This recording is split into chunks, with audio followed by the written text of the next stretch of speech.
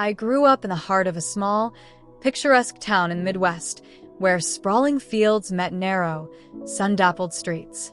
Life there was quiet, marked by routines that offered comfort in their predictability. My parents, both devoted and hardworking, raised me and my two siblings in a modest home filled with the scent of fresh-baked pies and the constant hum of a radio playing soft gospel tunes. My mother worked as a librarian, her fingers always grazing the worn spines of books, while my father owned a small hardware store, where he was known for his warm handshake and the kind word he always seemed to have for everyone. They taught me the values of perseverance, honesty, and kindness, virtues woven into the very fabric of my being. Faith was present in our home, but it lived quietly, tucked into Sunday morning services and holiday rituals. We attended church together, sat in the same pew every week, and bowed our heads during mealtime prayers. But for me, these gestures felt more like obligations than heartfelt connections. God was more of a concept than a presence, distant and undefined. As a child, I was endlessly curious and imaginative. I found wonder in the small things, the way sunlight spilled through our lace curtains, the smell of rain-soaked earth after a summer storm, and the rhythmic chirping of crickets on cool evenings.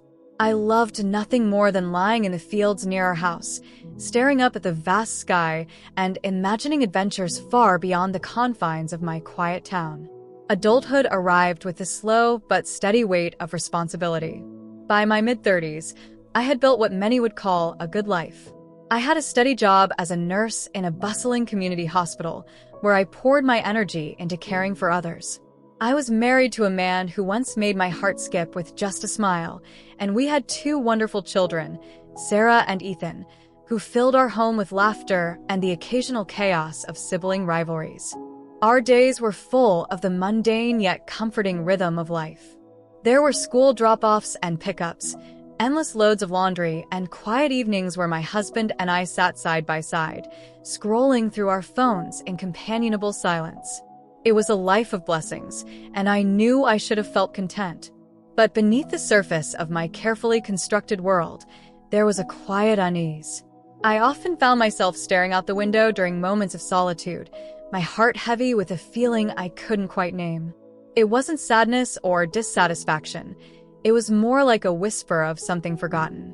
I felt as though I was standing on the edge of something vast, staring into an unknown that called to me, yet I lacked the courage to step forward. Faith, which had once been a background melody in my life, had faded into near silence.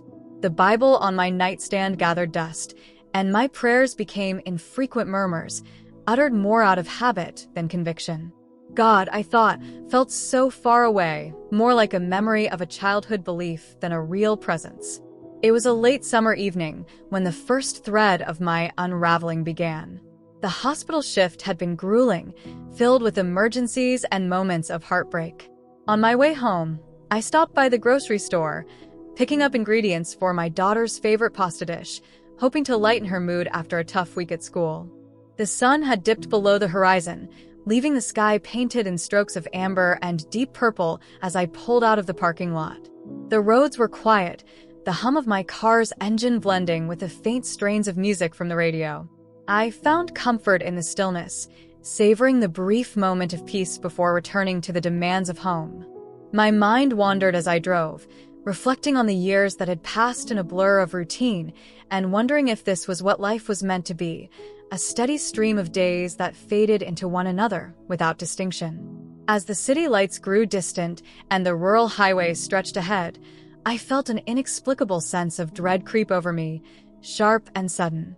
It was the kind of feeling that makes your heart race and your palms dampen, even when nothing is visibly wrong. Glancing in the rearview mirror, I noticed a pair of headlights weaving erratically in the distance, growing larger with alarming speed. My chest tightened as the vehicle approached, its movements reckless and erratic. I gripped the wheel tighter, my pulse pounding in my ears. The car swerved dangerously close to mine, its headlights glaring in the darkness. Panic surged as it swayed again, this time clipping my rear bumper with a metallic screech. My car spun violently, the world outside becoming a blur of shadows and light. I barely registered the deafening sound of impact as my vehicle collided with the guardrail and came to an abrupt, bone-jarring halt. The silence that followed was oppressive, as if the world itself had paused to draw a collective breath. My body was frozen, pinned in place by a searing pain radiating through my chest and shoulders. The smell of burning rubber and gasoline stung my nose, and I could taste blood, metallic and sharp, on my tongue. My vision wavered as I fought to stay conscious, the edges of my awareness dimming with each passing second. Somewhere in the distance, I heard faint voices and the wail of approaching sirens. But in that moment, none of it seemed real. All I could think of was my children, their laughter echoing in my memory like a haunting melody. As the darkness closed in, I felt a strange and unexpected calm begin to wash over me, a warmth that seemed to envelop me in its embrace. My thoughts scattered like fragments of a dream, and the last thing I remembered was the faint outline of my own hands resting limply on the steering wheel, illuminated by the flickering headlights of my crumpled car. If this story has moved you so far, I invite you to become part of our community. Subscribe to our channel and join us on this journey of faith, hope, and discovery. Your support helps us share these powerful stories with more people. Leave a like if this has touched your heart, and let's continue together. The darkness enveloped me like a vast, endless ocean. It was neither cold nor suffocating, but held a stillness so profound that it seemed to quiet every thought, every sound. My body, once tethered to the weight of pain and fear, now felt weightless, as though I were floating in the void between two worlds. At first, I was aware only of the absence of sound, of motion, of everything I had ever known. But then, faintly, I began to perceive something new. It was subtle at first, like the distant hum of a melody carried on the wind. Slowly, it grew clearer, a rhythm, soft and soothing, resonating not in my ears but deep within my very soul. A pinprick of light appeared in the distance, so faint it was almost imperceptible. It flickered uncertainly, as though testing its strength against the vast expanse of shadow surrounding it. My eyes, or whatever it was that allowed me to see in this strange place, were drawn to the light, and as I focused on it, a gentle pull began to guide me forward. I wasn't walking in the traditional sense.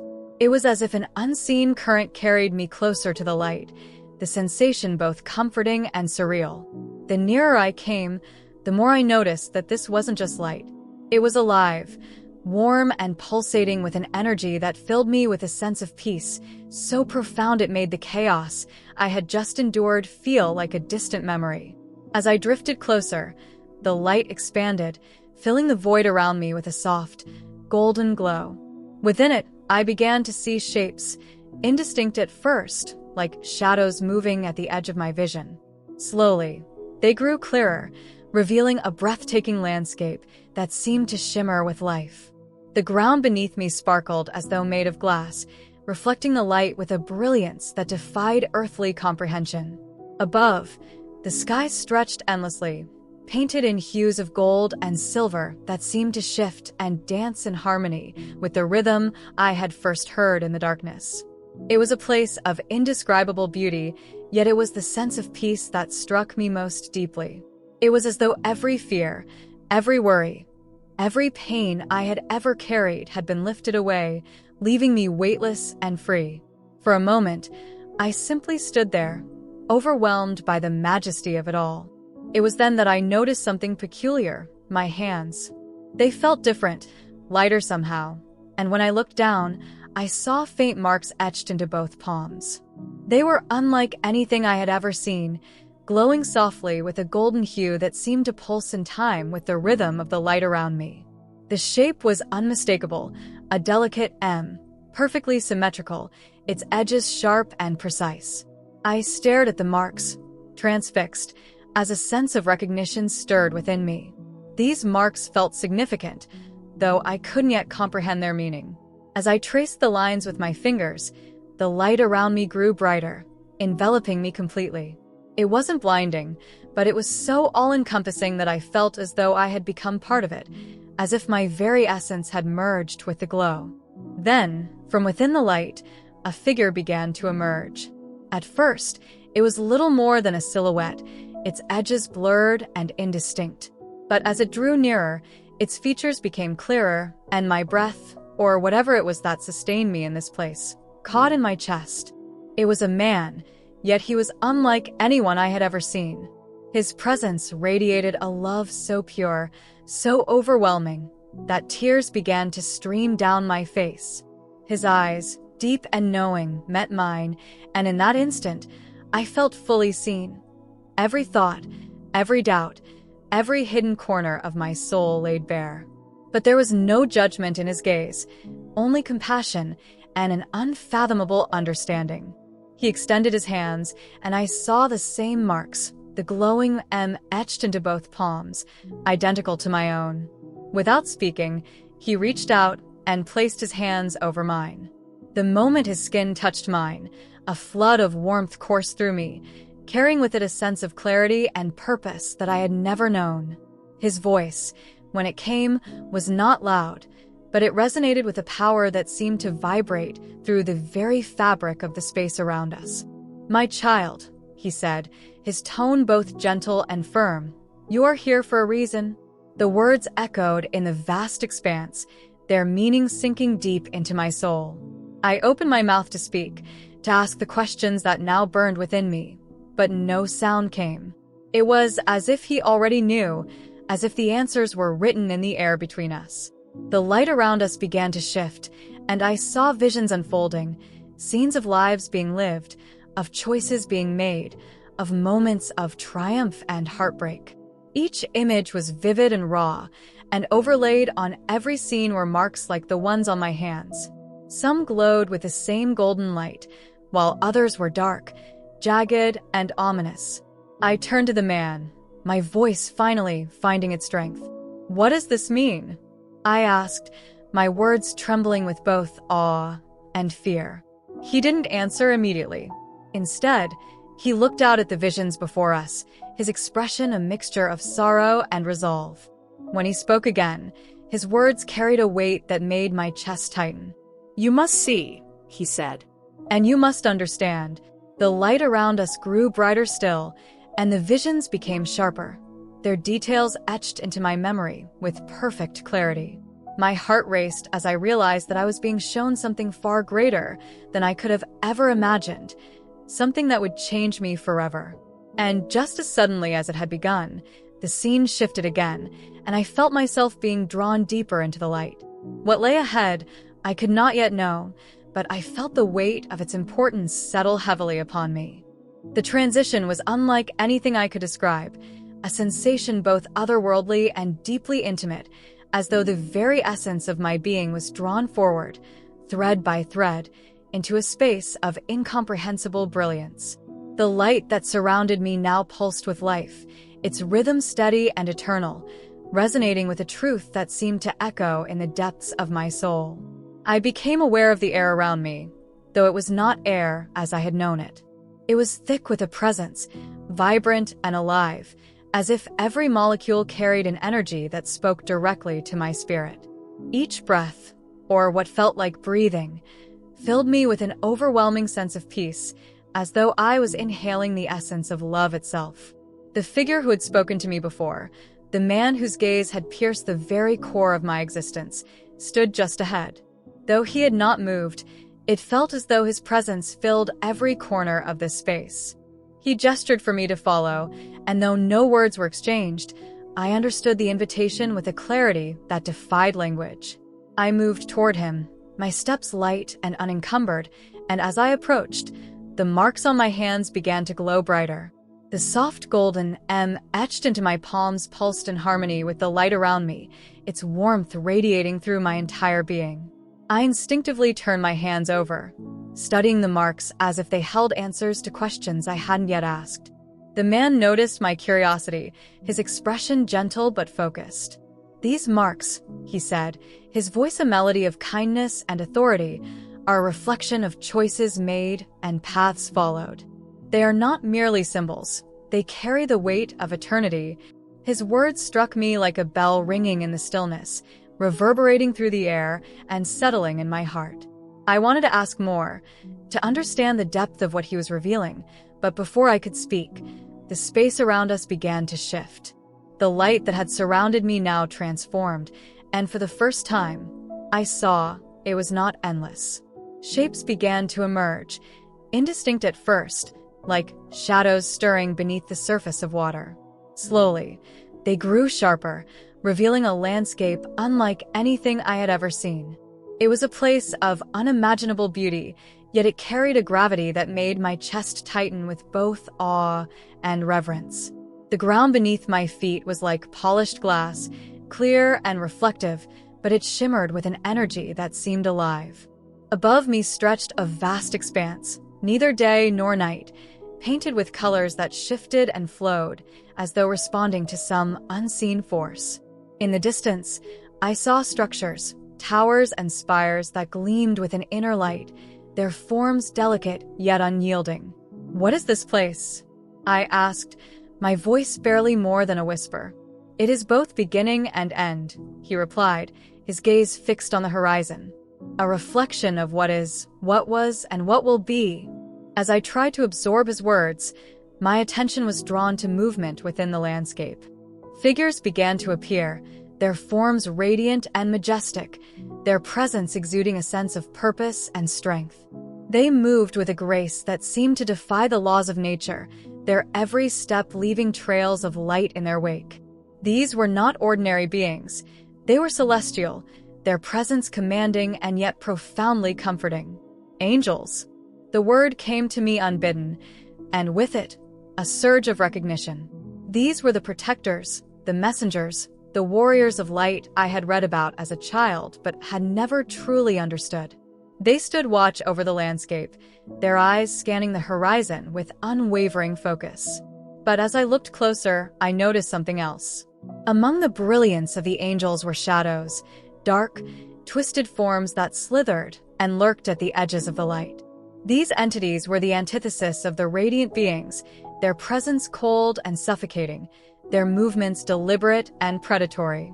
"They are always here," the man said, his tone now heavy with sorrow. "Light and darkness, forever intertwined in the battle for what truly matters." The gravity of his words settled over me as I watched the interplay between the forces. The angels stood firm, their light unyielding, but the darkness was relentless, probing for weaknesses, seeking to corrupt and destroy. It was a battle I had never seen before, yet it was painfully clear that it had always been there, hidden in plain sight. My attention was drawn once again to my hands, where the glowing marks continued to pulse. I raised them instinctively, as if to shield myself from the weight of what I was witnessing. The man stepped closer, his presence steadying me as he placed his hands over mine. "These marks," he said, his voice now softer, "are a reflection of your journey. They carry the imprint of choices made in love or fear, in faith or doubt. But they're not permanent. They can change." I looked up at him, my heart pounding with a mix of hope and uncertainty. "Change how?" I asked, the words trembling as they left my lips.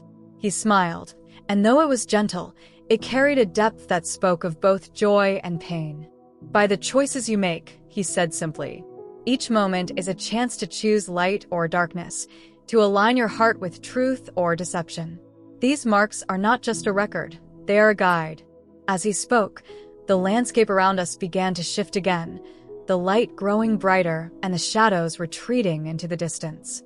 I felt a warmth radiating from his hands, spreading through my own and filling me with a sense of clarity I had never known. The marks on my palms glowed brighter still, their golden light now steady and strong. "Come," he said, stepping back and gesturing for me to follow. "There is more to see." Without hesitation, I moved toward him, the weight of his words settling in my heart as the world around us transformed once more.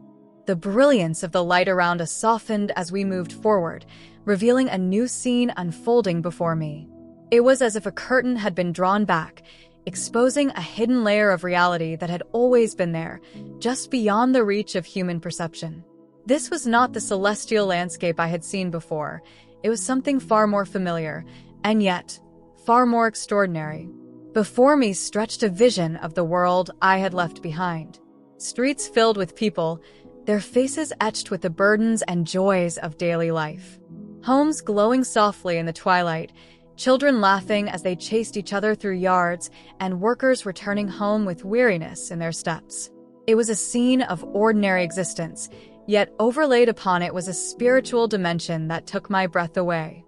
The people I saw carried marks on their hands, every single one of them. Some marks radiated a golden light, like the ones etched into my own palms. These individuals moved with a quiet grace, their steps steady and purposeful, as though guided by an unseen force. Others bore marks of darkness, jagged and ominous, pulsing with an energy that seemed to drag them down. Their movements were hesitant, their shoulders heavy with invisible burdens. The man beside me watched my reaction closely. "Do you see it now?" he asked, his voice gentle yet filled with an urgency that made my chest tighten.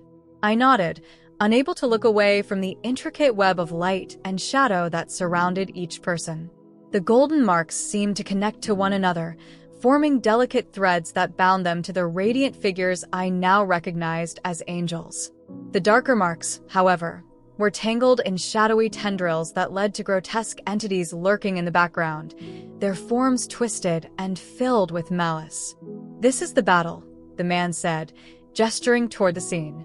"It is not fought with weapons or armies, but with choices, small, daily decisions that shape the soul.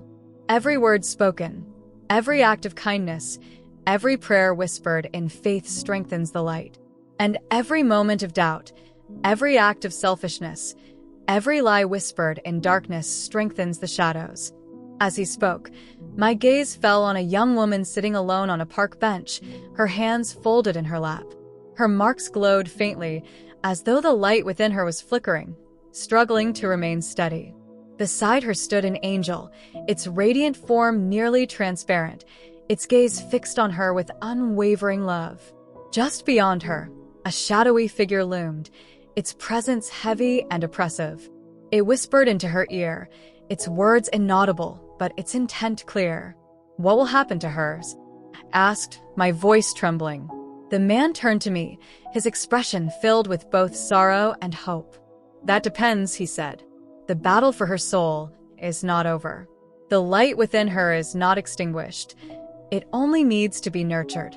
But she must choose. No one can force the light upon her. It must be accepted freely." I felt a pang of helplessness as I watched the scene unfold. The angel reached out to the woman, its touch gentle and filled with compassion. She hesitated, her hands trembling as she seemed to wrestle with an unseen force. Finally, she lifted her head, her face filled with a quiet determination, and the light within her began to grow. The shadow recoiled, its form dissolving into the darkness as the angel's presence became stronger, more vivid. A sense of awe and relief washed over me as I witnessed the transformation. The man placed a hand on my shoulder, grounding me. "This is what you must help others see," he said. "The marks on their hands are not permanent. They are shaped by the choices they make and the love they allow into their lives. But many do not realize the battle they are in. They walk through life unaware, blind to the forces that seek to guide or ensnare them." As his words sank in, the vision began to shift again, the scene dissolving into the familiar glow of the celestial light. The man stepped closer, his gaze meeting mine with an intensity that made my heart race. "You have been shown this for a reason," he said. "You must share what you have seen. Help them understand the marks they carry, the choices they face, and the light that is always there, waiting to be embraced." The weight of his words settled over me, filling me with both purpose and urgency. The marks on my own hands glowed brighter, as if to remind me of the responsibility I now bore. I knew that the path ahead would not be easy, but the clarity I felt in that moment left no room for doubt. This was my mission, to be a voice, a witness, a light in the darkness.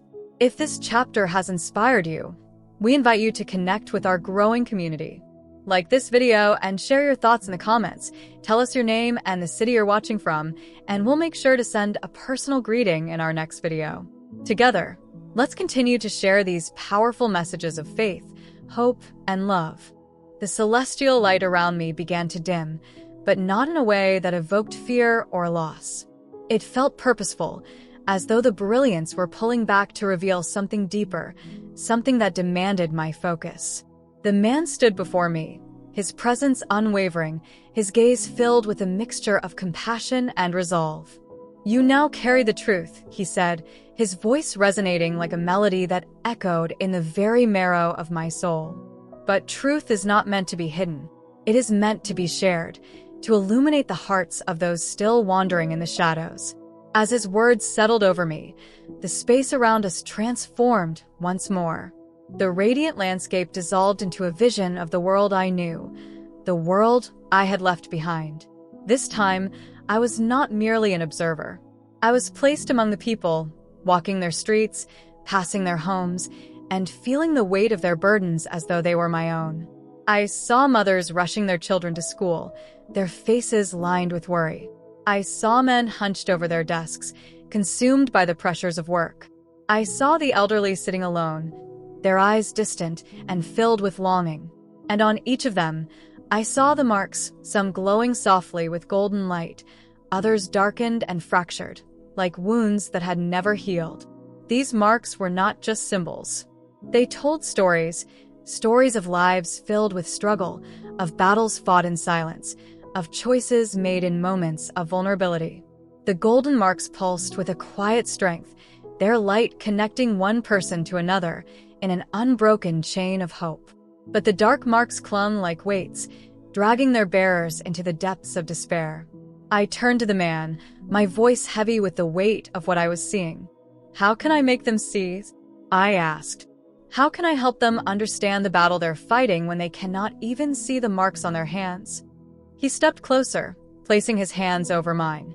The warmth of his touch filled me with a calm that steadied my racing thoughts.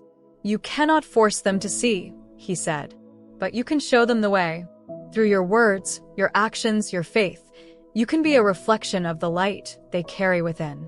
It is not your role to save them. That is my work. Your role is to be a witness, to plant the seeds that will grow in their hearts when they are ready." His words were both humbling and empowering. I realized then that my mission was not about achieving grand victories or changing the world overnight. It was about reaching the one, the single soul whose life might be transformed by the truth I carried. And then the next, and the next. The vision shifted again, and I found myself standing before a crowd. Their faces were a blur, but their presence was tangible, a sea of humanity waiting for a word, a gesture, a spark that might ignite something within them. I felt the weight of their collective gaze, their silent questions pressing upon me. "Who are you? What can you offer us?" I opened my mouth to speak, but the words caught in my throat. The doubt crept in, uninvited and relentless. Who was I to stand here? What could I possibly say that would make a difference? My hands trembled as I looked down at the marks glowing on my palms, their golden light flickering as if in response to my uncertainty. The man's voice cut through the noise of my thoughts, clear and steady. "Do not fear," he said. "You are not alone. The light you carry is not your own. It is mine. And it is enough." With his reassurance, the fear began to ebb, replaced by a quiet confidence that steadied my voice. "You are loved," I began, the words flowing not from my mind but from the depths of my soul. "You are seen, known, and cherished by a light that has been with you since the beginning. You are not defined by your mistakes, your fears, or the darkness that tries to claim you. The marks on your hands are not permanent. They can be transformed." The crowd listened, their faces lifting with the first hints of hope. I spoke of the battle I had seen, the choice that lay before them, and the power of a love that could overcome even the deepest shadows. And as I spoke, I felt the marks on my own hands grow warmer, their light brighter, as if responding to the connection being forged between us. When I finished, the man stepped forward, his expression filled with a quiet pride. "You see now," he said, "the power of a single voice, a single act of faith. Your mission is not to change the world, but to be faithful in sharing the truth. The rest is in my hands." The The scene began to fade, the crowd dissolving into the golden light that had surrounded us from the beginning. I felt myself being drawn back, the weight of the world returning to my body, but the warmth of the light remained, a constant presence that I knew would guide me in the days to come. And as I prepared to return, the man's final words echoed in my heart, a reminder of the path I was now called to walk. Go, and let your life be a testimony. Speak the truth in love, and trust that I am with you always. The transition back to the physical world was unlike anything I could have imagined. It wasn't abrupt, but gradual, as if I were being gently lowered into a familiar, yet profoundly different reality. The warmth and light of the celestial realm lingered within me, a quiet hum in my chest that reassured me even as I began to feel the weight of my body again. My senses returned slowly, first the dull ache in my chest, then the sound of muffled voices, followed by the sharp scent of gasoline and burnt rubber. My eyes fluttered open, the flickering glow of streetlights casting eerie shadows over the crumpled wreckage of my car. The once pristine vehicle was now a twisted mass of metal, shards of glass glinting like tiny stars on the asphalt. I tried to move, but pain radiated through every part of me, anchoring me to the driver's seat. Voices grew louder, their urgency cutting through the haze in my mind. I realized they were paramedics, their faces blurred but filled with determination as they worked to free me from the wreckage. The ride to the hospital was a blur of flashing lights and hushed voices. The world outside the ambulance seemed distant, as if I were caught between two planes of existence. Yet, amid the chaos, I felt an undeniable sense of peace. The vision, the light, the marks on my hands, it had all been real. I wasn't the same person I had been before the crash, and I knew I never would be. Recovery was slow.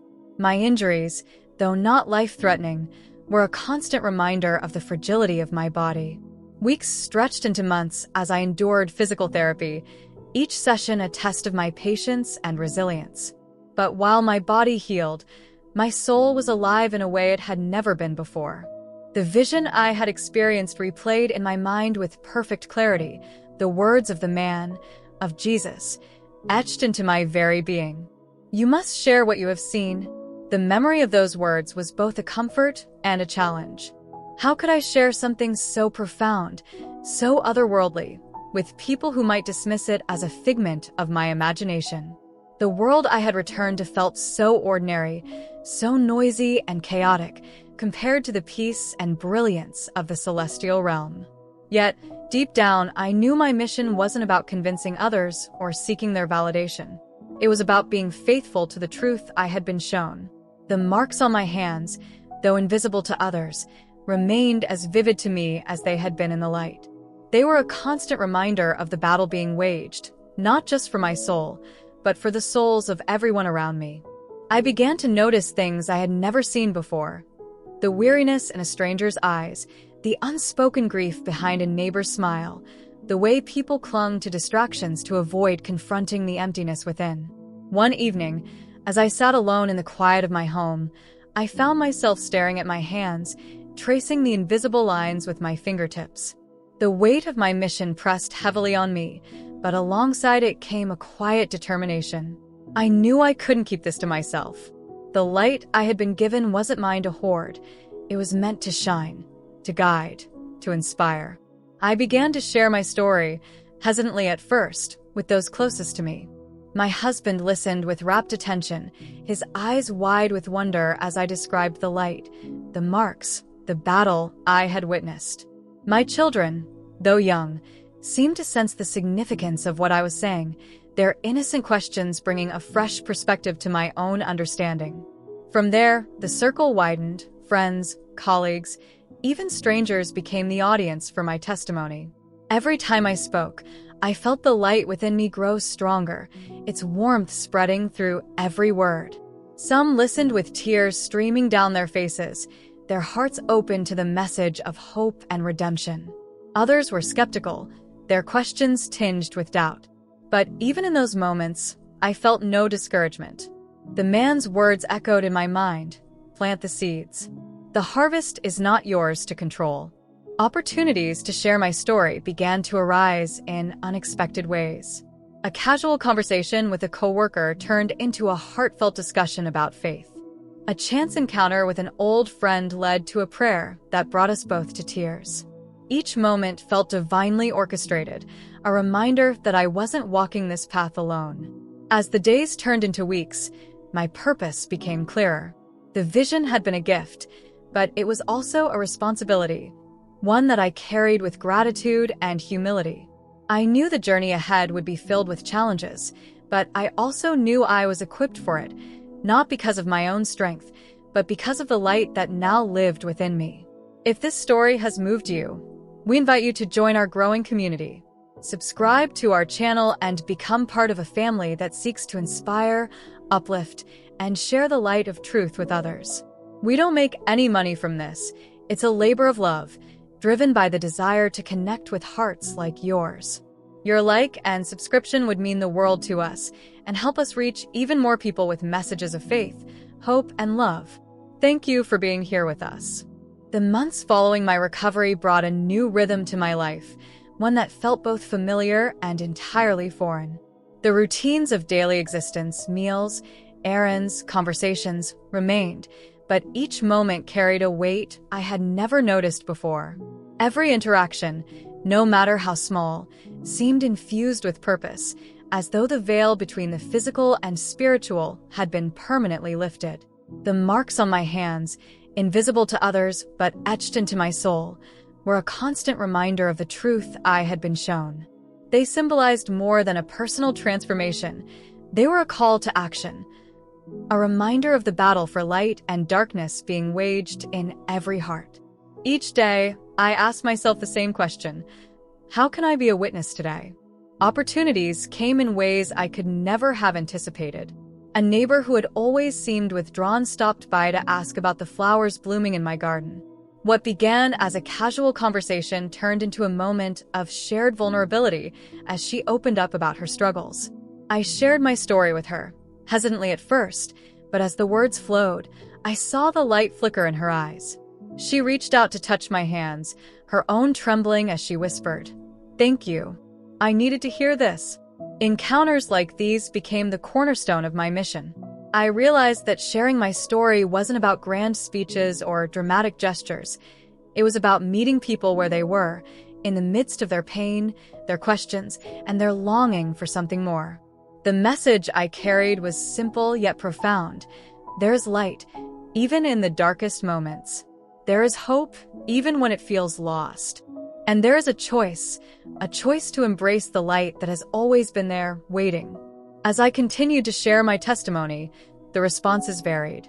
Some people listened with tears streaming down their faces, their hearts opening to the possibility of a love they had long doubted.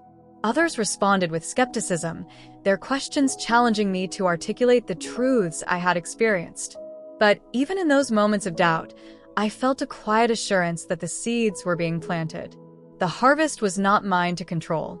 The vision I had experienced, the celestial light, the marks, the battle, remained vivid in my mind, guiding me as I navigated this new path. It was a constant reminder of the responsibility I carried, but also of the grace that had been extended to me. I was not alone in this mission. The light that had enveloped me, that had filled every corner of my being, was still with me, steady and unwavering. One evening, as the sun dipped below the horizon, painting the sky in hues of gold and crimson, I found myself sitting on the porch with my family. My children played in the yard, their laughter echoing through the warm summer air. My husband sat beside me, his hand resting on mine, his eyes reflecting the same quiet determination I felt. "We've been given a gift," I said, my voice soft but firm. "A second chance, not just for me, but for all of us. And I feel like we're being called to something greater." He nodded, his gaze steady. "Then let's do it together," he said. "Whatever it takes."